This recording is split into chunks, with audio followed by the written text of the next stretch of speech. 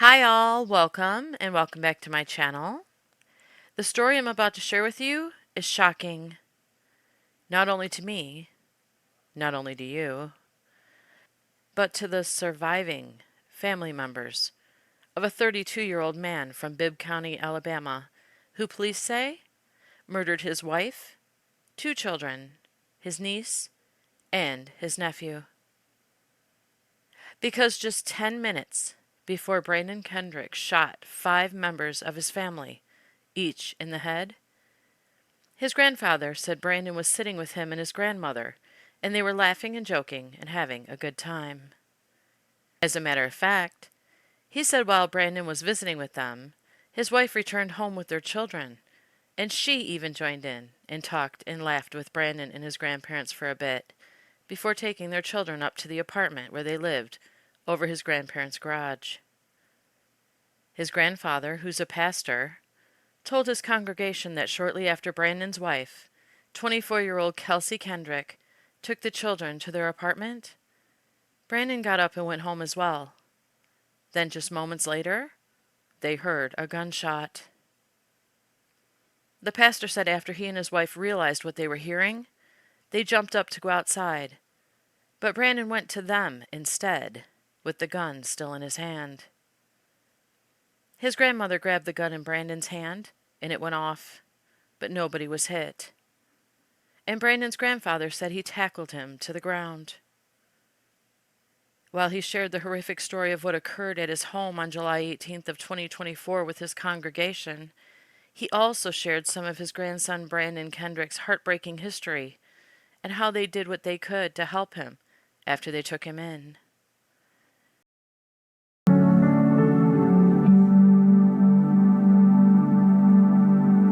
"10 minutes before I heard a gunshot. My grandson was sitting in my bedroom with me and Gay, laughing,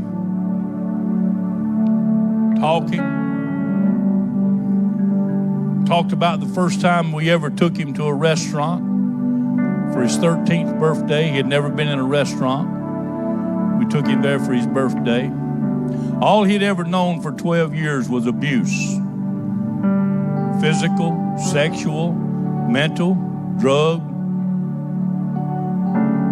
When I got him at 12 years old, he weighed 58 pounds. He was on 9 different psychotic medicines. At 18, the system failed him. Took him off of disability. Took him off medication because we couldn't afford to buy it, because they canceled his Medicaid. Gay and I watched him all these years try so hard.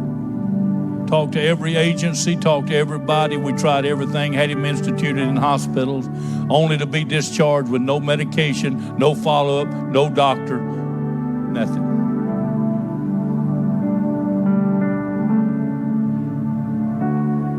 One o'clock on Thursday morning, he's calling 911, asking for help, only to be turned down.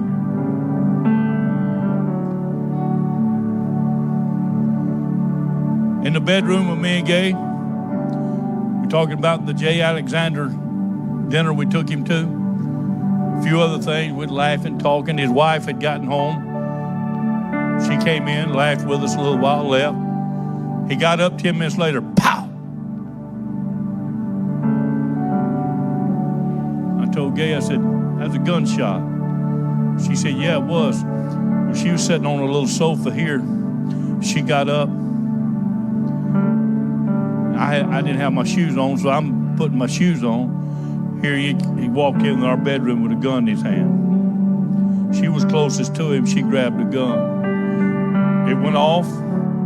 I don't know how it kept from hitting her. Yeah, I do. Yeah, I know. Because our prayer team that night, about an hour before this incident, our prayer team stood right here and joined hands and prayed for Mining Gay's safety. because I had reached out to them. I reached out to several of the church members. There were several assisting me and helping me, trying to get some kind of help. So they prayed for us. Anyway, I was able to subdue him. And once that happened and he didn't know where he was at, he started asking me and Gay. He said, "Nana, where am I at? Where's Kelsey? Poppy, why are you angry? What'd I do wrong?" 10 minutes before that, he's laughing, talking, and having a pretty good time. That's Pastor Alan Kendrick speaking at the Oasis of Praise about his 32-year-old grandson, Brandon Kendrick. He's accused of killing his wife, their 2 children, and 2 more children. Kendrick says he and his wife were talking to Brandon Kendrick right before the shooting. A few other things, we'd laughing, talking. His wife had gotten home. She came in, laughed with us a little while, left. He got up 10 minutes later, pow! 5 people dead in Bibb County. The sheriff's office confirming a woman and 4 children were shot to death last night in West Blockton. That shooting happening at a home on Green Tree Drive. WBTM 13's Emma Owen is live at the sheriff's office there in Centerville. And Emma, what have you learned about the suspect in this? Well, Sarah, Sheriff Jody Wade tells me the suspect was still at the home when law enforcement arrived last night, and he was taken into custody without incident. Now, he's identified here on your screen. They identify him as Brandon Kendrick Jr. And this midday, we've also learned new information about the victims. All of the children who were killed were below the age of 8. 2 of them lived there at the house. 2 others were just visiting.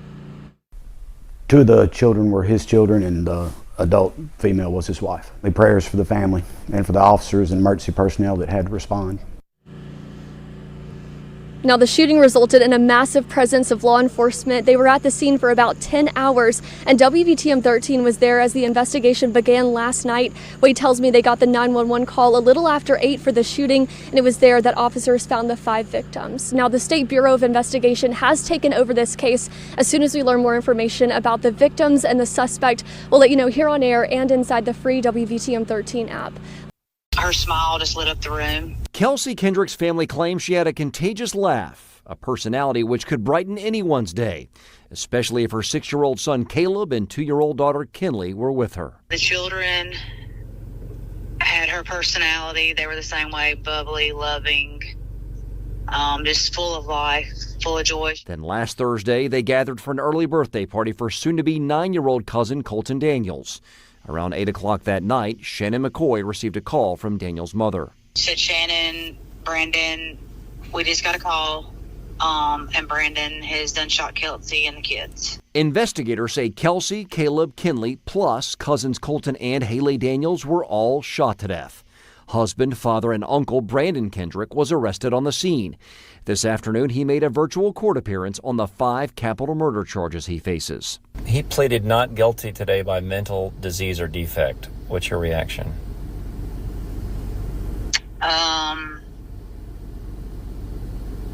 Shocking. Brandon Kendrick will appear in this courthouse again on September 26th for his preliminary hearing. That's when the prosecutors will have to lay out all their evidence to send this case to the grand jury. In Centerville, John Papke, WBTM 13. When Kendrick made his first court appearance after the brutal killings, he pled not guilty due to mental defect. And since his grandfather said he didn't seem to know that he had just brutally murdered his wife, his 9-year-old nephew, his 6-year-old niece, his 6-year-old son, and his 2-year-old daughter, he probably won't be contributing much information about what transpired just prior to the killings or his motive. This next story out of Central Alabama is the type of crime that is not only hardest to wrap your head around about why this is happening or why this happened, but frankly, I'll tell you right now, it is some of the hardest stories to report. Family annihilation. A man named Brandon Kendrick, 32 years old, is charged with 5 counts of capital murder in the shooting deaths of his wife, their 6-year-old son, their 2-year-old daughter, and 2 of their children's cousins, aged 9 and 6. The family had just celebrated the 9-year-old's birthday when Kendrick allegedly got up, retrieved his 9mm handgun, and shot everybody in the head. He reportedly only stopped when he was brought down by his grandfather, the man who raised him from the age of 12, after an early childhood reportedly filled with sexual, physical, and mental abuse. Kendrick has pleaded not guilty by mental disease. And for insights on that, I want to turn now to Dr. Katherine Ramsland. She's a forensic psychologist and author of several books, including The Serial Killer's Apprentice, How Houston's Deadliest Murderer Turned a Kid into a Killing Machine. Thank you for coming on tonight, and I'm sorry this is the topic we have to talk about, but Kendrick's pleaded not guilty by mental disease. His grandfather says that the first 12 years of life, he faced sexual, physical, emotional abuse. He even said that Kendrick was diagnosed with schizophrenia at age 9. So assuming that is all true, could that trigger this alleged violence? Well, certainly if he had a head injury. Also, if he had been abused, we really don't know much about it. But early onset schizophrenia in a child is very unusual. And if he were having mental issues and he wasn't taking his medication and he didn't have the skills for really shouldering frustration, certainly we have the makings of somebody who could become violent. Not everybody who's abused becomes violent, but he has a lot of stuff in his background that really gives us red flags. The fact that the report says that he shot everybody in the head, that's what the allegation is, what does that tell you? That manner of killing, that where he ended or allegedly ended up shooting everybody, does that tell you something? It sounds execution, but we don't actually know where in the head because one child was, I think, running away when he was shot. So I'm really not sure unless I could hear where exactly the shots were, but it does sound like an execution. And by the way, the timing of it, they were celebrating a birthday, everyone laughing just 10 minutes before. And when I thought about it, I was saying to myself, do you think that he planned it, right? This isn't a case of mental illness. This is him wanting to kill his family, everybody together. What better time? Or if you take what the defense has been putting forward, or you take what the grandfather said, could that be a trigger? Something about that birthday was a trigger that set him off? The birthday party was at another house. His wife had taken their 2 kids to the other house, to the party where the cousins were. He had been calling her for over an hour to come back home. She had been posting on social media that she was considering leaving him. He had lost his full-time job. He was unable to take that, to keep it. She couldn't work. They had lost benefits.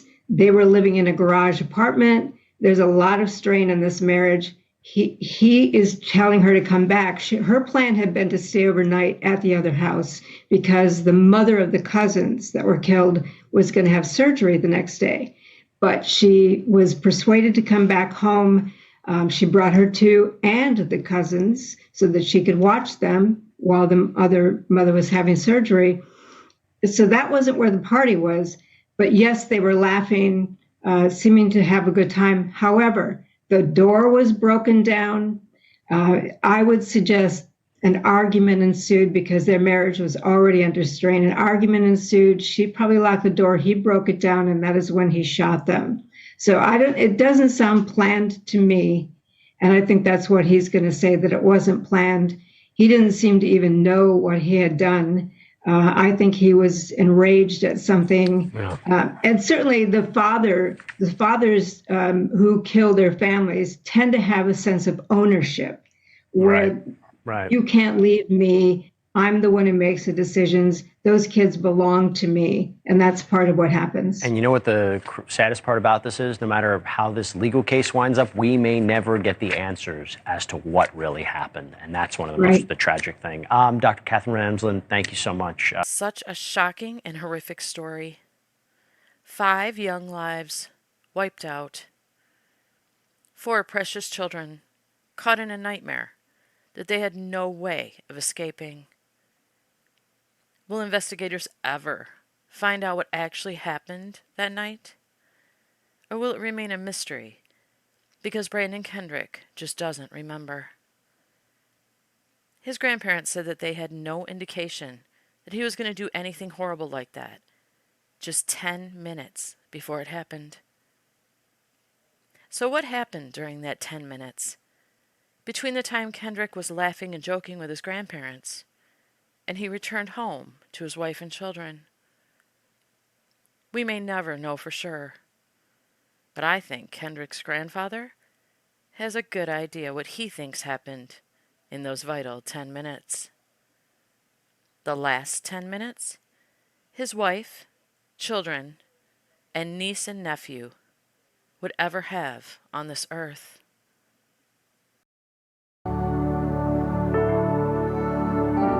"10 minutes before that, he's laughing, talking, and having a pretty good time.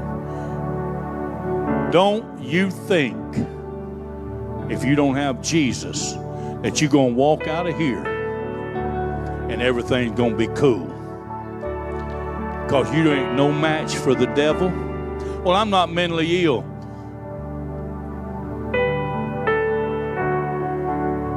Maybe not. But do you think you're strong enough to resist the devil if he were to possess you?